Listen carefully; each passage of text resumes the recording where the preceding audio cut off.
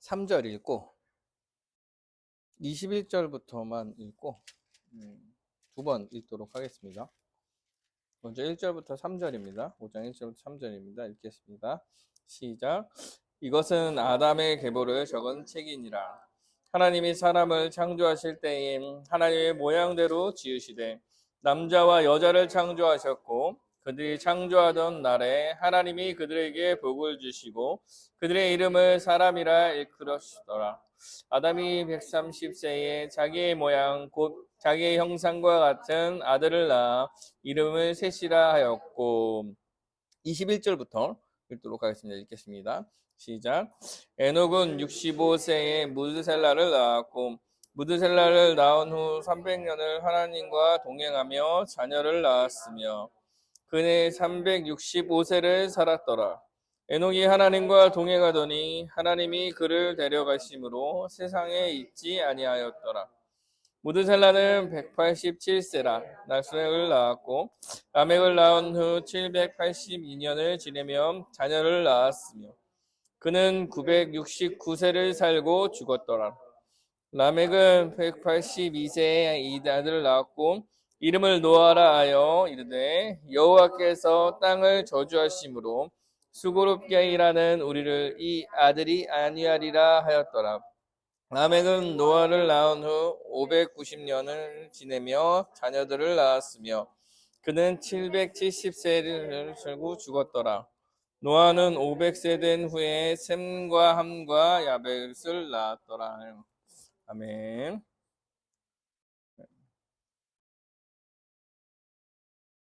오랜만에 오는 것 같아요. 일주 안 왔는데 교회 오는 길이 좀 생소하더라고요.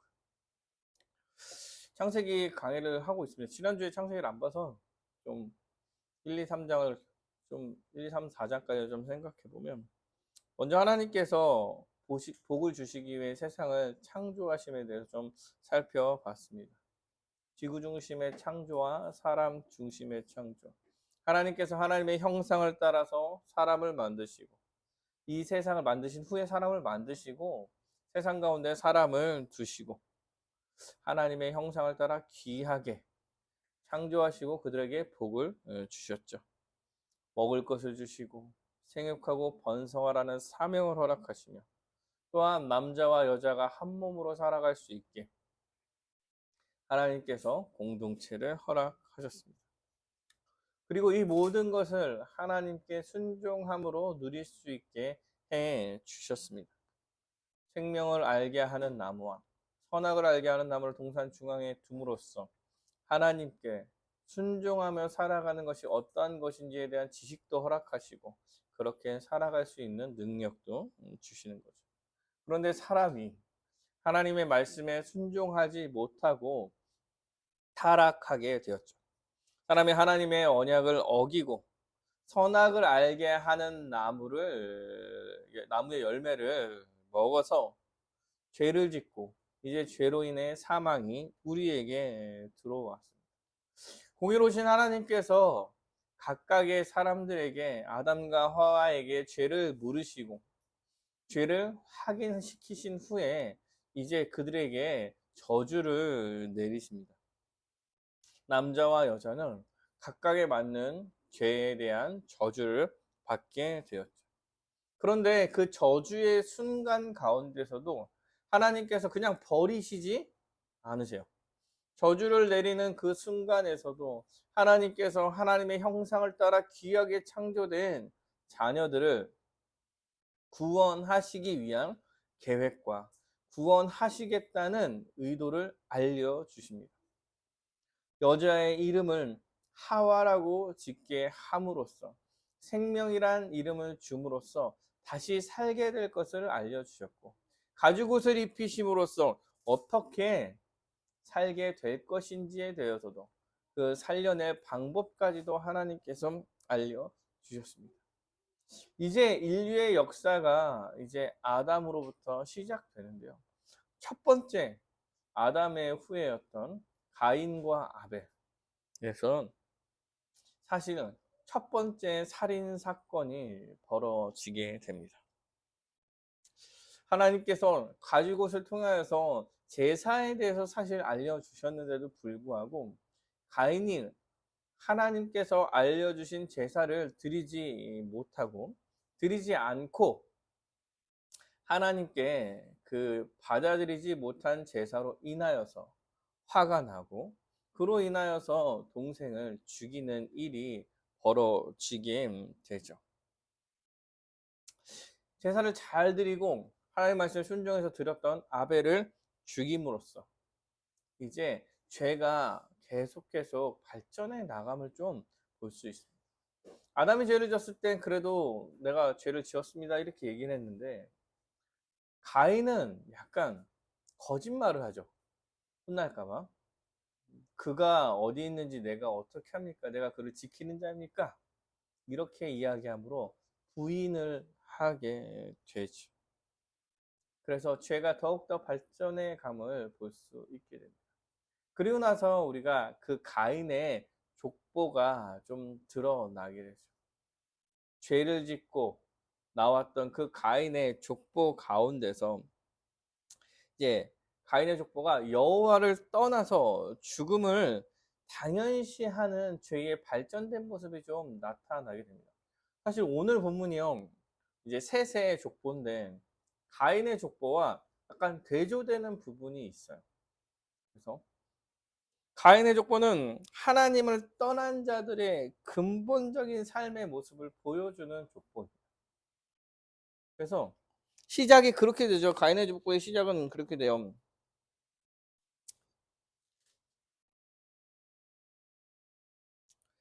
여호와로 가인이 여호와 앞을 떠나서 이렇게 시작합니다.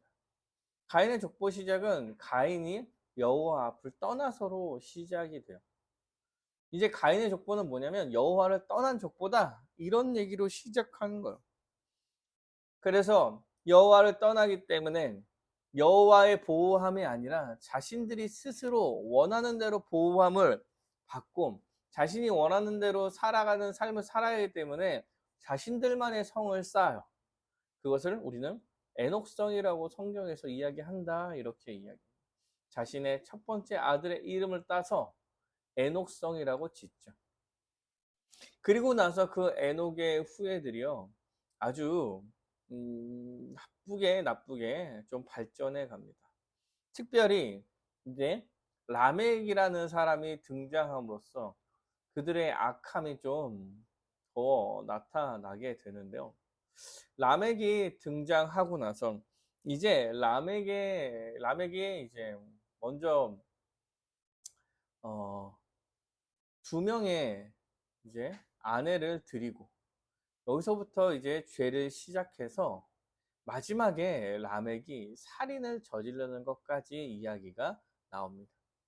그 사이에 라멕의 자녀들이 발전을 하게 되죠. 발전을 하게 돼요. 뭐 야발은 축산업을 발전시키고 유발은 음악을 발전시키고 신라는 철기와 도구를 발전시킵니다. 하나님 없이 살아가는 자들이 전형적으로 기대어 살아갈 수 있는 다른 것을 구하는 거예요, 사실은. 그런데 이것은 하나님의 사명의 일부가 여전히 남아있기 때문에 이렇게 살아가는 것이기도 합니다. 그러니까 열심을 다해서 세상을 발전시켜요. 하나님이 없이 살아가야 하기 때문에 하나님 없이 살아가야 될 어떠한 목적을 만들어야 하고 그것을 위해 열심을 다해서 세상을 발전시킵니다. 그러나 창조주 하나님이 라는 본질을 상실했기 때문에 그게 사실 괴로움이 발전해 가는 거예요. 뭐 이 세상에서는 그들이 성공해 보이고 아주 잘한 것처럼 여겨질 수도 있겠지만 사실은 본질을 잃은 발전이 이루어지는 거예요. 발전 자체의 문제라기보다 발전하는 사람의 자체의 문제가 좀 있는 겁니다. 근데 이게 절정으로 라멕이 또다시 살인을 저지르면서 궤변을 하게 되죠. 라멕이 결과적으로 아주 죄가 심각해집니다. 라멕이 자기를 해한 소년을 죽이게 돼요. 그리고 그 소년을 죽인 것이 나는 합당한 일이다. 이거는 내가 죽일 수밖에 없는 일이야. 라는 시를 짓는 거죠. 그걸 또 시로 남겼어요. 그래서 자신이 죄를 지었음에도 불구하고 자신이 죄를 지은 것은 당연하고 합당한 일이라고 아주 궤변을 드러내 놓고 있습니다. 아담은 그래도 죄를 인정했고 가인은 거짓말을 했는데 라멕은 괜찮다고 얘기를 해요. 아주 제가 조금씩 더 발전의 감을 볼 수 있습니다. 그래서 하나님을 떠나 에녹성을 지음으로 시작된 이 족보는 람에게 궤변으로 끝나게 되는 거예요. 죄가 얼마나 심각한지, 하나님을 떠난 자들이 얼마나 죄인으로서 발전해 가는지의 모습을 좀 보여주는 족보입니다. 오늘 본문은 이 와중에 하나님께서 아벨의 죽음을 대신할 셋을 보내주시고 하나님 나라의 백성의 족보를 5장에 이렇게 보여주십니다. 오늘 살펴볼 본문은 그래서 셋의 족보예요. 셋의 족보. 아담의 족보로 시작되는데 셋의 족보죠. 가인도 마찬가지입니다. 아담으로 시작된 가인의 족보가 나오는 거예요.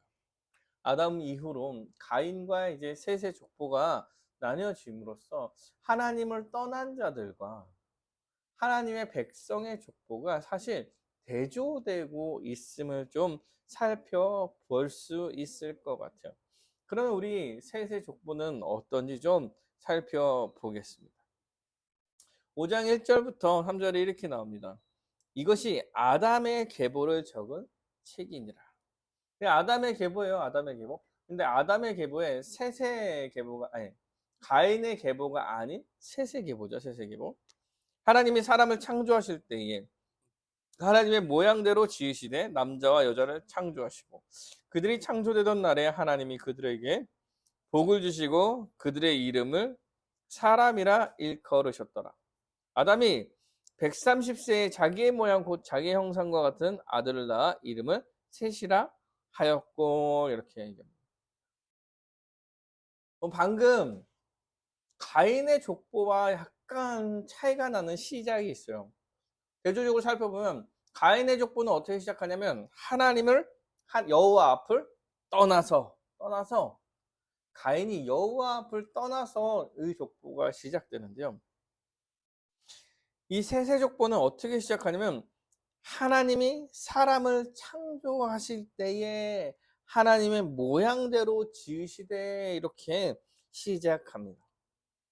하나님께서 사람을 창조하실 때 하나님의 모양대로 하나님을 닮은 사람을 창조하셨죠. 하나님의 인품과 성품과 하나님의 놀라운 사역들 약간 이런 것들을 닮아가는 아주 귀한 존재로 사람을 창조하셨습니다. 그리고 그 사람에게 복을 주시죠. 복을 허락하셨어요. 물론 인류가 아담에 의해서 죄가 들어오고 타락을 시작했지만 오늘 본문에서는 지금 가인의 족보와 대조되는 지금 셋의 족보를 이야기하는 거야 라는 표현으로 하나님의 모양대로 지으신 이런 표현을 시작 가운데 쓰고 있는 거예요. 하나님께서 하나님의 형상을 따라서 하나님 모양대로 남자와 여자를 창조하셨고 그들에게 복을 주시고 사람이라고 지어주셨습니다. 이 사람은 누구예요? 아담이겠죠. 아담의 계보에서 그런데 3절에 이렇게 나오죠. 아담은 130세에 자기 모양 자기의 형상과 같은 아들을 낳아 이름을 셋이라 하였고 여기서 그러면 아담이 자기의 형상대로 자기의 모양대로 아들 낳았다 이렇게 얘기하는 것은 하나님의 형상이겠죠.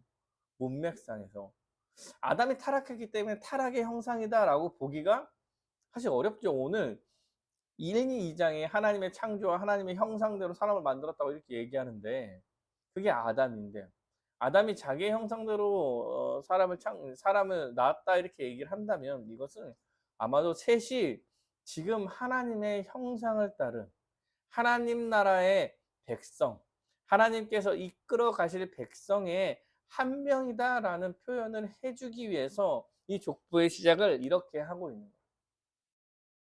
가인의 족보가 대조되죠. 여호와를 떠난 족보와 하나님의 형상을 닮은 족보. 그래서 셋의 족보는 이제 하나님의 형상을 따른 하나님을 닮아가는 그런 족보가 일어났다 이렇게 말하고 있는 거예요. 셋의 족보는 이제 여호와 앞을 떠나서 가인의 족보와는 대조적으로 이제 하나님의 백성의 어떤 삶을 살아가는 자들이 하나님의 백성인지에 대한 전형적인 모습을 좀 보여줄 거예요. 그리고 실제로 이 이후로 가인의 족보와 셋의 족보가 대조되어서 많이 나타납니다. 어떻게 대조시키냐면요. 여러분 같은 이름을 사용해서 사실 대조를 하고 있어요. 어디요? 가인의 족보도 에녹으로 시작돼서 죄가 아주 발전해 나가는 게 보이죠. 그리고 셋의 족보에도 에녹이 등장합니다. 에녹부터 이제 그 자손에 대한 설명을 하기 시작해요. 그러니까 가인의 자손인 에녹과 셋의 자손인 에녹이 대조되면서 하나님의 백성과 하나님을 떠난 백성이 어떤지 좀 보여줍니다. 뿐만 아니에요. 무드사엘과 무드셀라가 나오는데 여러분 무드사엘과 무드셀라는요. 이게 원어적으로 보면요. 같은 자음을 사용해요. 같은 자음이라고 얘기해요. 네. 근데 여러분 히브리어는 사실 모음이 없어요. 모음이 없기 때문에 표기상에 무드사엘과 무드셀라는 표기상에 같아요. 같은 이름이에요. 같은 이름. 어떻게 보면 이게 사실은 구약 성경이 이제 언어 유희를 이런 식으로 많이 사용하거든요. 같은 자음이 오는 단어를요 연속해서 사용함으로써 다른 뜻이 있는 그래서 이제 유희를 하는 경우가 있는데 강조에 따라서 이게 무드사엘과 무드셀라가 그래요. 그래서 원래 히브리어는 모음이 없어서 이거 그 이 두 단어만 보면 같은 단어예요. 사람은 다르지만 또 동일한 사람이 등장합니다. 라멕이죠. 라멕에서 절정에 치달은 죄와 또그 세세족보에서 라멕 이후에 어떤 일이 일어난지가 대조적으로 지금 설명하고 있습니다. 이 두 개가 크게 대조돼서 얼마나 큰 하나님의 백성이 얼마나 큰 은혜 가운데 서 있는 건가. 아니면 이 두 하나님을 떠난 족보와 하나님 나라의 백성의 족보가 어떻게 비교되는지 대조되는지 좀 더 살펴보면서 생각을 좀 해 보려고 합니다. 여러분 셋에 대한 설명이 끝나고요. 이 족보가 계속 이어지죠. 이거 족보는 이제 안 읽었어요. 안 읽었어요. 족보는 안 읽었는데 내용이 똑같죠. 뭐 셋에 대한 족보가 계속 이어지죠. 아담이 셋을 낳은 이후에 800년의 자녀를 낳았고 800년을 지내서 자녀를 낳았고 930세를 살고 죽었다. 그리고 셋은 105세에 에노스를 낳았고 807년을 살고 애를 낳고 10여 세에 죽었다. 12세에 죽었다. 뭐 계속 이런 식이에요. 계속 이런 식으로 쭉 나가요. 마할랄렐은 야렛을 낳고 야렛은 에녹을 낳고 에녹은 무드셀라를 낳고 무드셀라는 라멕을 낳고 라멕은 노아를 낳았습니다. 이런 얘기. 그리고 몇 년을 지내면서 아기를 낳았고 몇 살에 죽었습니다. 이게 쭉 반복되는 이야기죠. 반복되는. 누구를 몇 세에 낳고 얼마를 살았고. 오래 살았어요. 오래 살았죠. 예. 오래 사는 얘기는 많지만 왜 그런지 얘기가 많지만 뭐 크게 중요한 것 같지는 않아요. 그리고 그 족보의 끝이 노아로서 끝납니다. 노아로서 끝나요. 의미 없는 것 같이 이렇게 족보를 쭉 늘어뜨려 놓은 게 아니에요. 늘어뜨려 놓은 게 아니에요. 사실은 본격적인 얘기는 에녹부터 시작돼요. 그 전까지는 그냥 낳고 살고 죽었고, 낳고 살고 죽었고요. 근데 아담부터 노아까지 10대로 성경의 족보를 이야기해요. 아담부터 노아까지 10대예요, 10대. 하나님께서 이 기록을 하면서 10대를 맞추려는 거예요, 맞추려는 거. 하나님 나라의 백성, 하나님 나라의 백성의 완전함, 약간 요런 걸 표현하기 위해서 10대를 맞추는 거예요. 10이라는 숫자가 완전수예요, 완전수. 당시의 완수, 문화상의 완전수입니다. 그래서 10을 완전수로 이야기해요. 이렇게 표현하는 경우가 성경에서 곳곳에서 많이 얘기될 거야. 좀 그래서 뭐 구약에 가도 14만 4천 이거 적어요. 14만 4천이 그 12, 12, 12 12장로와 12장로와 12 뭐지? 확실히 이 명칭이 생각이 안 나요. 사실 구약의 12지파와 신약의 12사도를 상징하는 장로들에서 곱해서 144에 완전수 10을 몇 번 고쳐서 14만 4천이 되는 거야. 약간 그런 식으로 설명을 해요. 14만 4천이라는 거는 14만 4천의 명이 아니에요. 신천지는 14만 4천에 들어가야 되잖아. 거기 들어가야 구원받잖아요. 그거는 이제 상징적인 숫자지 그 진짜 14만 4천만 구원받는다는 얘기 아니에요. 하여튼 그래서 10대라는 완전수를 좀 얘기하려고 하나님 나라의 백성이 완전하다 이런 걸 얘기하려고 사람 이름 쭉 낳고 실제로는 에녹부터 사실은 이야기가 좀 시작되고 있다고 볼 수 있습니다. 네. 이제 에녹부터 다른 이야기가 나오죠. 낳고 뭐 죽고 몇 살에 죽고 요거를 떠나서 에녹부터 아주 새로운 이야기가 나옵니다. 에녹은 21절에 65세에 무드셀라를 낳았고 무드셀라를 낳은 후 300년을 하나님과 동행하며 자녀들을 낳았습니다. 새로운 얘기가 나왔습니다고요. 하나님과 동행하며 자녀를 낳았으며 365세를 살았더라. 에녹이 하나님과 동행하더니 하나님이 그를 데려가심으로 에녹이 하나님과 동행하더니 하나님과 동행했다는 얘기가 두 번이나 반복되고 있어요. 에녹한테 제일 중요한 특징인 거죠. 하나님이 그를 데려가심으로 세상에 있지 아니하였다. 여러분 성경에 죽지 않은 인물이 몇 있어요. 그 중에 대표적인 인물이 에녹이죠, 에녹. 그래서 여러분 그 주위에 에녹이란 이름 갖고 있는 사람들이 에녹이 요 에녹이에요. 에녹성의 에녹은 아닐 거야. 근데 이게 동명이인이라서 앞에 에녹과 세세족보의 에녹이 약간 대조적으로 설명되어 있는 것입니다. 가인의 족보인 에녹은 하나님을 떠나 자신들만의 성을 건축하고 그 성의 이름을 딴 에녹이에요. 에녹. 맞죠? 가인의 족보에서 에녹은 하나님을 떠나고 나서 바로 쌓은 성의 이름이에요. 에녹. 그리고 그게 사실 자신의 첫 번째 자녀의 이름이기도 한 거죠. 그러면 그 에녹성은 어떤 거냐면 하나님을 떠나 하나님이 없이 사는 사람들의 전형적인 모습을 에녹성으로 표현하고 있는 거예요. 성을 쌓는다는 것은 자기들만의 문화를 구축한다는 얘기예요. 양식과 문화를 구축해서 살아간다는 이야기를 하는 거죠. 그렇게 에녹성을 쌓았다 이렇게 얘기한다면 세세족보에서 에녹은 완전히 반대되는 모습을 보여요.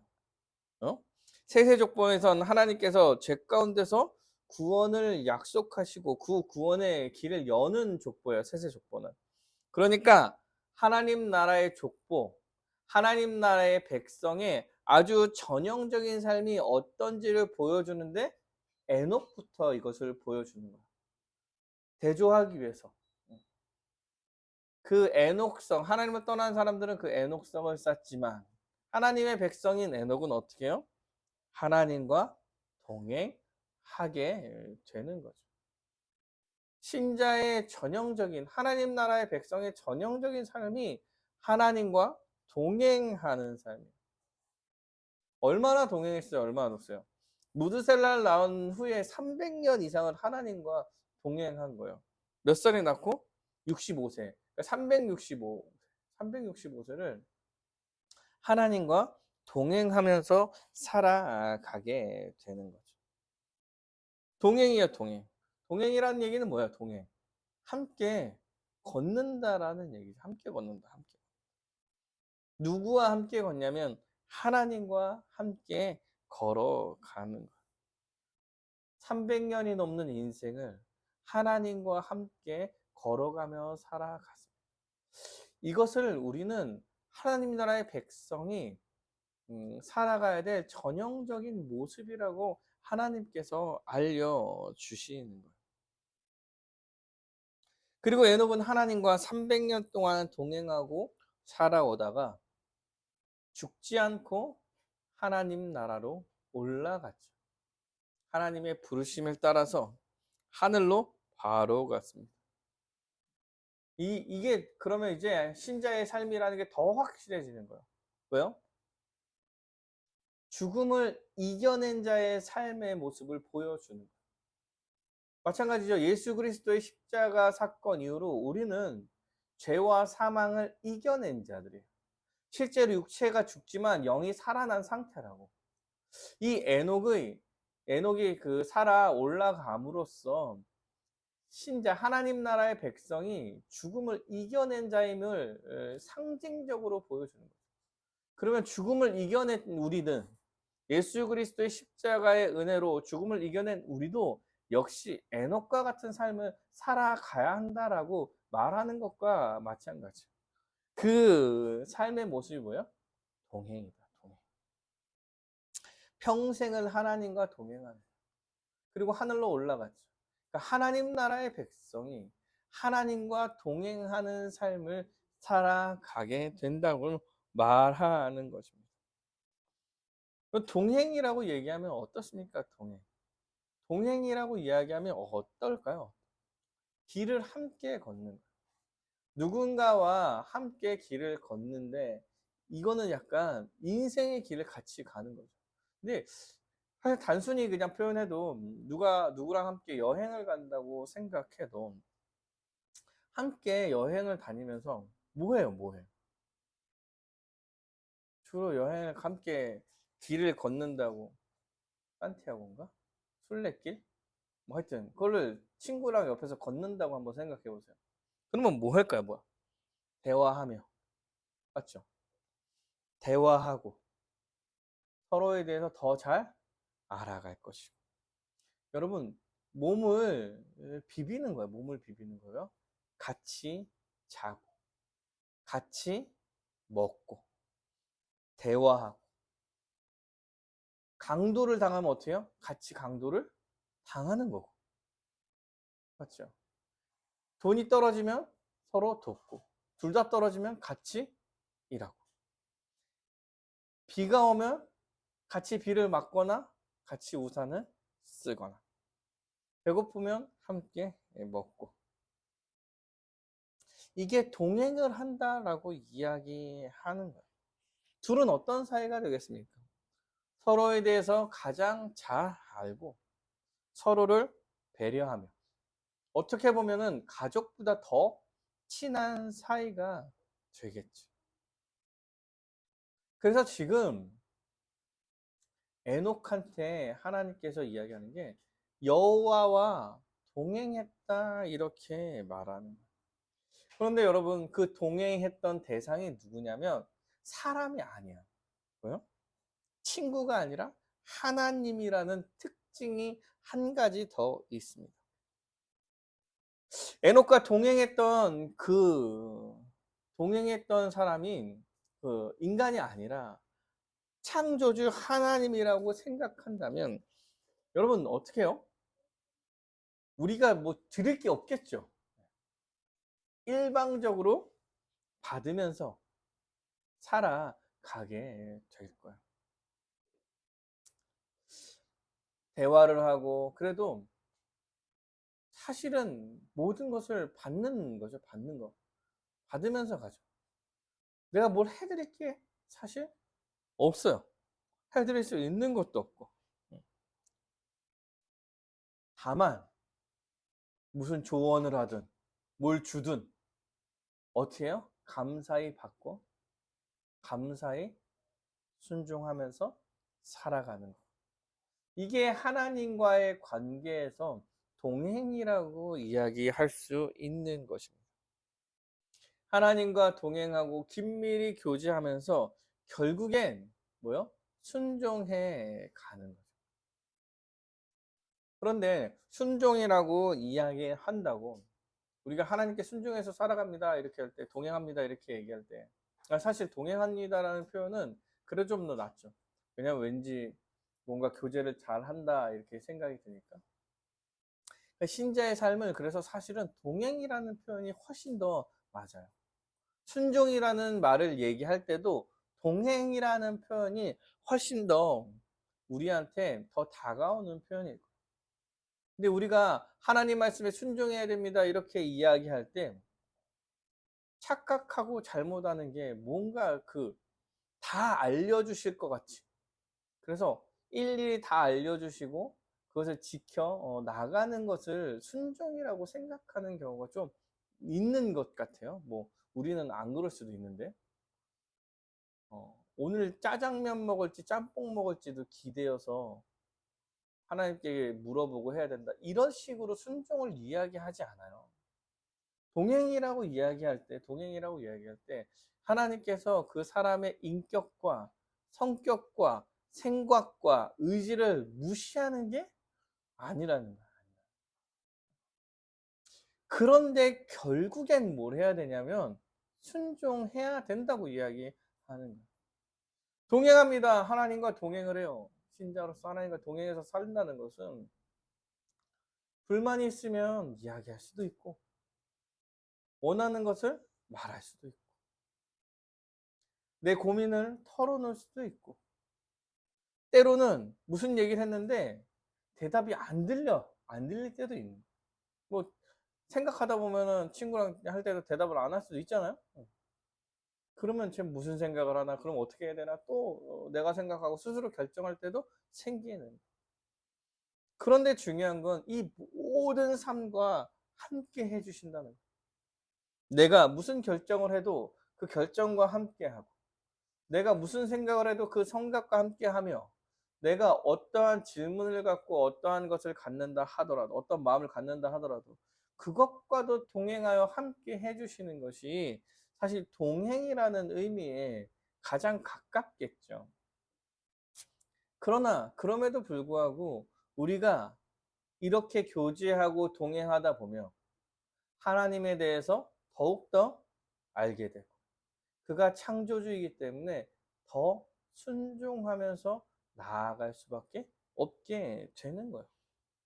이것이 동행의 의미입니다. 사랑하는 여러분, 에녹이요 300년 넘게 하나님과 동행했다라고 이야기합니다. 그리고 이것이 하나님 나라의 전형적인 삶인 것처럼 우리에게 알려주시는 거예요. 지금 우리는 그 에녹보다 어떻게 보면 더 큰 은혜를 누리고 있을지도 몰라요. 왜요? 우리는 예수 그리스도의 십자가의 은혜로 죄와 사망의 문제가 해결돼서 이제 우리는 예수 안에서 뭘 받아서?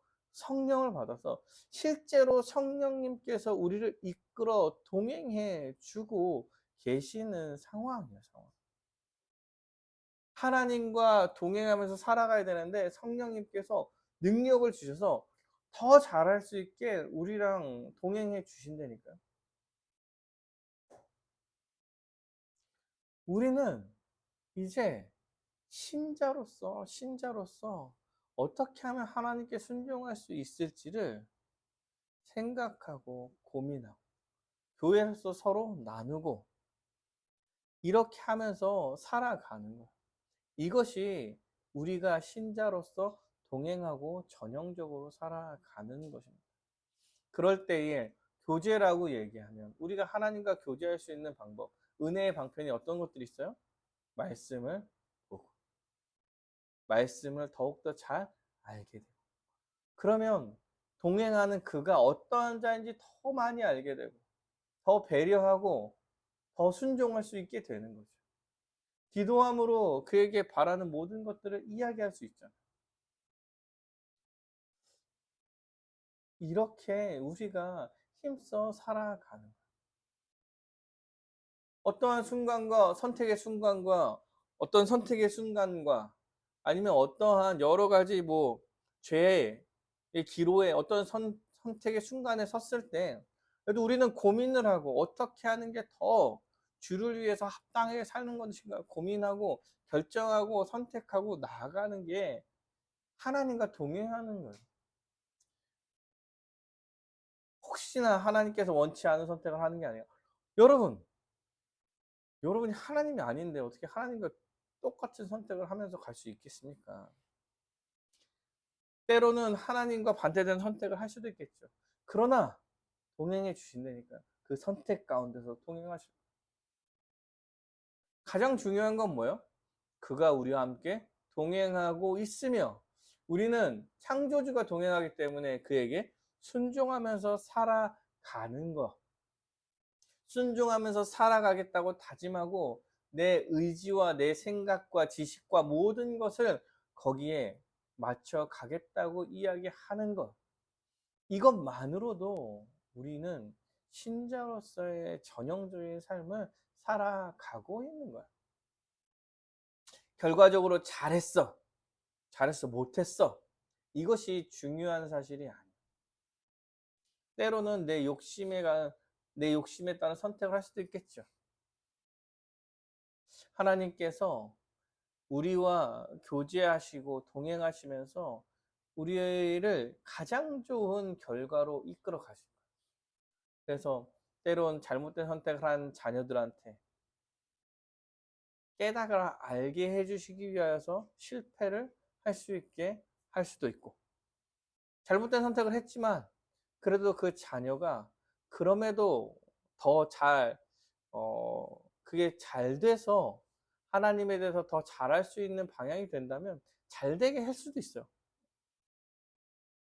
그건 교제 가운데 이루어지는 거지. 결과 가운데서 우리가 뭘 찾는 게 아니죠. 동행한다고 이야기하는 것은 과정을 아주 정말 소중히 여기고 해 나간다고 이야기하는 것입니다. 에녹은 그렇게 하나님과 동행하며 300년을 지내고 하나님 나라의 백성으로서 하늘로 올라가게 되는 것입니다. 그 다음에 이제 무드셀라와 라멕이 나옵니다. 무드셀라와 라멕이 나옵니다. 라멕. 가인의 족보의 라멕은 아주 심각한 죄의 절정을 보여주는 것으로서 그 족보가 끝나게 되죠. 근데 셋의 족보의 라멕은 여러분 노아를 낳고 그 족보를 끝내게 됩니다. 둘이 어떤 차이가 있었을까요? 라멕은 죄에 대한 심각성을 막 보여주죠. 근데 무드셀라와 라멕은 여러분 아마도 하나님을 잘 섬겼으며 하나님을 잘 봤을 거예요. 왜 그러냐면 에녹이 하나님과 동행하면서 몇 년이나 살았냐면 300년 넘게 살았죠. 300년 넘게 보고였어요. 무드셀라를 몇 살에 낳았나요? 무드셀라를 몇 살에 낳았어요? 그럼 무드셀라 몇 살에 낳았어요? 65세에 무드셀라를 낳았어요. 그리고 에녹이 몇 살 때 죽었어요? 몇 살 때 올라갔어요, 하늘로? 365세 때. 그럼 무드셀라는 에녹을 몇 년이나 봤을까요? 300년 받겠어요. 300년. 어려운 계산은 아니에요.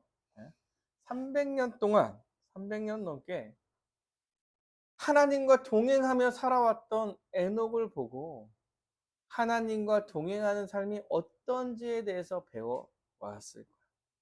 사랑하는 여러분, 무드셀라뿐만 아니라 라멕도 역시 그 에녹의 삶을 100년 이상 봤습니다. 100년 이상 봤어요. 즉 에녹과 무드셀라와 라멕은 하나님 나라의 백성으로서 하나님과 동행하는 삶을 보고 그 가운데서 살아왔던 거예요. 부모가 정말 하나님과 동행하며 살아가는데 자녀들이 안 배웠을 리가 없겠죠. 못 배웠을 리가 없어요. 근데 그 부모에 대한 것을 손자까지 본 거죠. 아마도 이들은 하나님과 동행하며 살아간다는 것이 무엇인지 명확하게 알았을 거예요. 그리고 또 뭘 봤어요? 에녹이 죽지 않고 하늘로 올라간 것을 봤어요. 하나님의 백성이 하나님과 동행했을 때 어떤 일이 일어나는지에 대해서 살펴본 거예요. 가인의 자손 라멕은 하나님 없는 발전과 제절정의 모습을 보이지만 셋의 자손 라멕은 아마도 하나님 나라의 백성의 전형적인 동행의 모습을 보고 느끼고 배웠을 거예요. 그리고 나서 그가 결과가 나은 게 뭐냐면 노아인 거예요. 노아. 그리고 나서 그는 노아를 낳게 되었습니다. 그리고 노아에 대한 설명이 그렇죠. 설명이 나오죠. 노아. 라멕이 180세에 아들을 낳고 이름을 노아라 하여 이르되 여호와께서 땅을 저주하심으로 수고롭게 일하는 우리를 이 아들이 아니하리라 하였더라. 이렇게 얘기해요. 그러면 노아라는 이름의 명확한 뜻은 안식입니다. 안식. 안식이에요. 그 하나님과 동행하는 삶을 본 라멕이 안식, 참된 안식이라는 노아를 낳게 되는 거예요. 그리고 하나님께서는요, 이 노아를 통해서 정말 그 명맥을 이어가시는 안식을 주시는 것입니다. 사랑하는 여러분, 지금 사실 가인의 족보와 셋의 족보가 대조된다고 이야기하고 있지만 여러분 대세는 어땠을까요? 당시의 대세는 가인의 족보가 대세였을 거예요.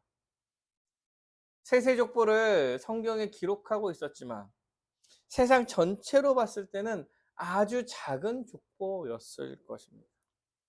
이 다음에 원래 이 다음까지 설교를 하려고 그랬었는데 좀 길어지더라고 생각보다. 그래서 잘랐는데 이 다음으로 가보면 이제 세상이 정말 얼마나 심각해지는지 나와요. 유일하게 노아 빼고. 그러면 여러분 이 셋의 족보는 정말 아주 적은 수의 족보인 거예요. 이 가운데 하나님께서 안식이라는 이름을 가진 지금 노아를 우리한테 허락해 주신 것입니다.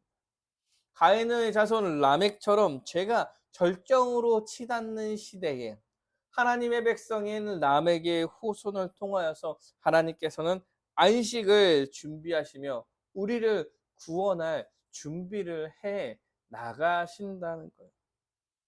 이렇게 우리에게 은혜를 베풀어 주시는 것입니다. 그리고 좀 지나 우리가 모두가 잘 알고 있겠지만 노아를 통하여서 하나님은 그 하나님의 백성의 명맥을 이어 가실 것입니다. 그리고 그 후손을 통해서 우리가 구원받는 것이죠. 하나님께서는 우리를 구원해낼 계획을 그때부터 계속 하시며 그의 백성을 이끌어 오신 것입니다. 말씀을 마치려고 합니다. 우리는 하나님의 구원 계획의 결과로 지금 우리가 이 자리에 서 있는 것. 그렇게 사람이 타락한 세상 가운데서도 하나님께서 자신의 백성의 족보를 지켜가시고 계속 이어가시면서 약속을 계속 어기는 그 백성들 가운데서도 자신의 살려낼 백성을 명맥을 끝까지 유지하시며 예수 그리스도를 보내시고 이제 우리를 구원해 내시는 거예요. 그렇게 끝까지 자기 백성을 이끌어 가시는 것입니다. 사랑하는 여러분, 우리는 예수 그리스도로 인하여서 이미 하나님 나라의 백성이 된 자들이에요. 하나님께서 우리를요 끝까지 지키고 보호하실 것이라는 사실이 확실한 거예요. 근데 우리가 마땅히 해야 될 일이 있어요. 우리가 마땅히 해야 될 일이 뭐요? 그와 동행하며 살아가는 거예요. 하나님께서는 우리를 구원하시고 우리 옆에 서서 우리와 함께 걷고 있는데 우리도 하나님과 함께 걸어야 되지 않겠습니까? 나 자꾸 혼자 걸으려고. 자꾸 혼자만 생각하고 내 생각대로 내 인생을 판단하고 해 나가려고 하는 것. 사랑하는 여러분, 하나님의 백성으로서 하나님께서 이미 우리 옆에서 우리와 함께 걸어가고 계십니다. 우리는요, 마땅히 그와 함께 동행하면서 신자로서의 복을 누리면서 살아가는 것입니다. 사랑하는 여러분, 동행하는 삶을 살아가길 원합니다. 동행은 하나님의 말씀을 기준으로 순종하기 위해 고민하고 또 고민하고 그 결과대로 살고 때로는 실패해도 주님을 보고 다시 일어나고 기뻐하며 나아가는 것입니다. 그리고 교회가 하나가 되어서 하나님과 동행하는 일에 서로의 힘이 돼주고 조언자가 돼주며 나아가는 거예요. 세상은 이렇게 살아갈 수 없어요. 세상은 계속 발전할 거예요. 그리고 세상은 계속 발전하고 하나님이 없는 공허한 발전을 계속 이루어 낼 것입니다. 우리는 그 세상 가운데서도 하나님과 동행함으로써 하나님의 의에 합당한 삶을 살고 하나님께서 원하시는 성실함과 이웃을 사랑하는 그 마음을 그 안에서도 살아가야 하는 것.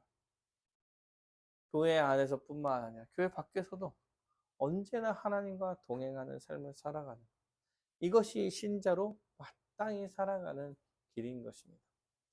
사랑하는 여러분, 에녹이 300년을 그렇게 살았다고 합니다. 350년. 우리 기껏 지금부터 살아야 저는 뭐 40년에서 50년 살면 많이 사는 거죠.